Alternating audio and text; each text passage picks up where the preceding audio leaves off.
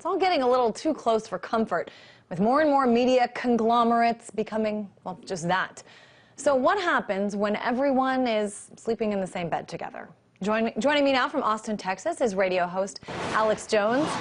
And Alex, we just heard this report, something that kind of stuck out to me. Broadcaster Laura Flanders said, "We can't be reliant on military contractors GE to bring us our news about the war." Do you agree with this idea, that objectivity is just not possible? Well, it's not possible, and it's not just that General Electric, of course, has a huge multi-billion-dollar per month stake in these wars that have cost over $1 trillion in the last 9 years to continue. It also came out 3 months ago that part of the secret banker bailout, the Federal Reserve bailout to foreign banks, also was to foreign corporations, and billions and billions of dollars to U.S. corporations, namely General Electric and its subsidiary MSNBC and NBC. So that's another issue, is that you have the old dinosaur media now owned by 5 or maybe 6 mega conglomerates, and they're really teaming up with the government and getting secret payments. So this came out 5 years ago. Famous cases of reporters being given hundreds of thousands of dollars apiece by the Bush administration. Armstrong Williams was one of the famous instances to go out and promote new federal initiatives that Bush was pushing. And this really exploded under Clinton, expanded under Bush, and has now just gone into warp speed under Barack Obama. So it's not just that you have these 5 to 6 mega corporations that have all these other corporate subsidiaries and they won't report on things that put them in a bad light. You have direct government payments of taxpayer money secretly being funneled to them. This is outrageous. And the biggest issue here is, as the public discovers that Fox, CNN, MSNBC, all these other big media companies and their owners are getting secret payments or engaging in propaganda, we've seen massive viewership drops on cable and broadcast TV and in newspapers. And you've seen sites like Infowars.com or other alternative media exploding. Just one of my websites gets more traffic than MSNBC and Glenn Beck combined, according to Google Analytics.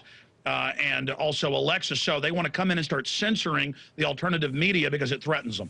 Well, that's what I wanted to ask you. I mean, on one hand, you're right. We do have so many options now in terms of where we can get our news. So many different marketplaces of ideas out there with the blogosphere, the internet.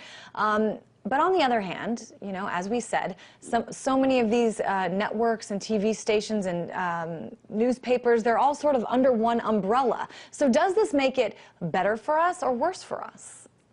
Well, it clearly makes it worse. And Google, it's now been admitted, was basically set up by the NSA 12 years ago with CIA funding through In-Q-Tel. Of course, I knew that 6 years ago. It had been declassified, but now it's all over U.S.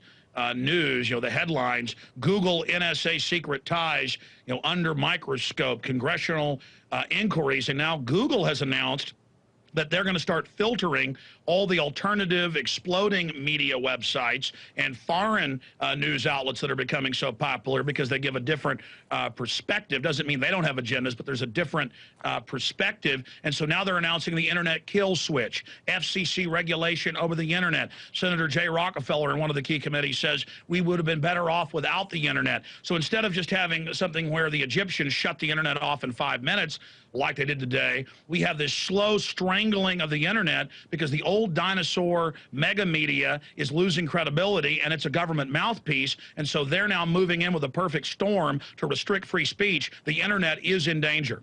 I want to talk about this concept of a media empire. Do you think it's possible now in 2011 to build a media empire from scratch?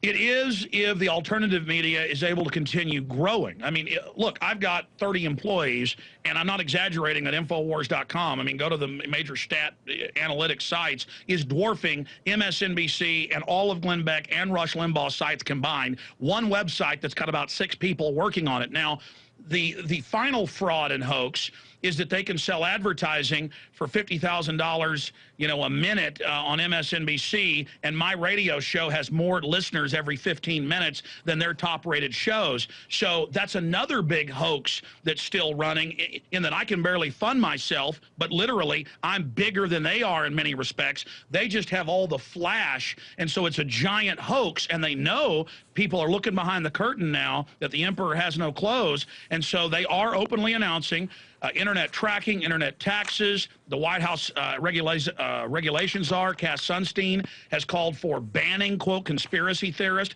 That's anybody that questions the official story. So the system is losing credibility. It's circling the wagons with government and the big six megacorporations to try to start curtailing alternative media because we are kicking their hind end. I want to take a look real quickly at, some of the media conglomerates. Just real quick, though, we'll flash them on the screen. GE, Comcast, all of these things that they own. We've got Walt Disney, all the kind of companies affiliated with them, News Corp, and of course, Time Warner. Just real briefly, Alex, the implications of all this for the future. Well, the implications are they're making hundreds of billions of dollars a year, in many cases for overpriced advertising, and they know they can watch the parabolic graph that the alternative and other new startup mainline media companies are beginning to cut into their market share massively.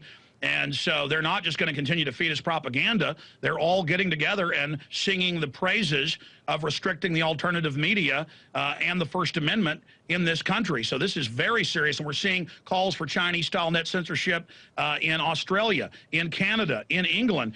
This is very serious. All right, Alex Jones, radio host of The Alex Jones Show.